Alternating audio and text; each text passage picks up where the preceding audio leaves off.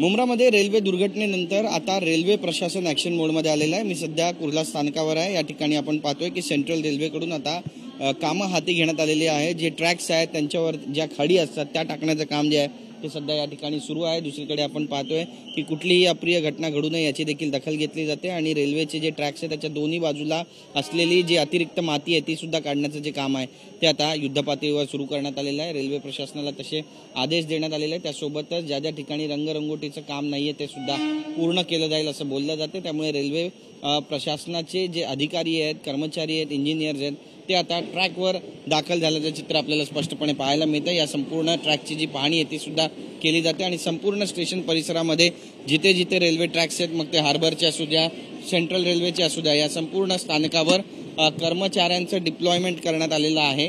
आणि आपण पाहतोय की कशा पद्धतीने इथे आता काम जे आहे ते युद्ध पातळीवर सुरू झालेलं आहे। ही सगळी दृश्य आपण या ठिकाणी पाहू शकता की कशा पद्धतीनं जी माती आहे जी ट्रॅकवरून हटलेली आहे किंवा जी खडी दगडी आहे जी ट्रॅक्सवर ठेवण्यात आलेली असतात, ट्रॅकच्या मध्ये जे सिमेंटचे पिलर्स असतात त्यामध्ये टाकण्यात येतात आणि काही कालांतरानंतर ते ट्रॅकच्या अगदी बाजूला जाऊन पडतात। यामुळे ट्रॅकचं जे सस्पेन्शन आहे त्याच्यावरती कुठेतरी दबाव कायम येत असतो। आता हा दबाव येऊ नये याची दखल जी आहे ती रेल्वेकडून घेतली गेलेली आहे आणि आपण पाहतोय की कशा पद्धतीनं ज्या महिला आहेत त्या आता काम करू लागलेल्या आहेत। जे पुरुष आहेत ते खडी उचलून त्या ठिकाणी टाकण्याचं जे काम आहे ते करतायत। उशिरा का होईना पण रेल्वेला आत्ता जाग आली आहे असं म्हटलं तर गैर ठरणार नाही। पण हेच जर काम यापूर्वी झालं असतं तर इतक्या लोकांचा जीव गेला नसता अशी सुद्धा प्रतिक्रिया उमटू लागलेली आहे। काही दिवसांपूर्वी कुर्ला रेल्वे स्थानकामध्ये सुद्धा जे गटर्स आहेत त्यामध्ये पडून एका प्रवाशाचा मृत्यू झाला होता आणि त्याचे व्हिडिओ सुद्धा व्हायरल झाले होते।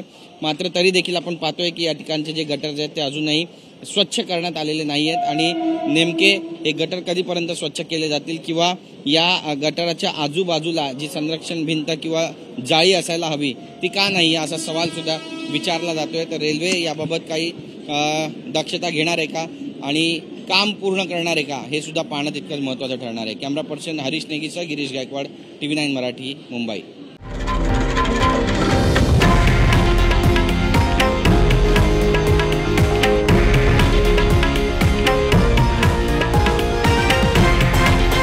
हे आहे देशातील नंबर 1 न्यूज नेटवर्क आणि आपण पाहत आहात TV9 मराठी, एकमेव।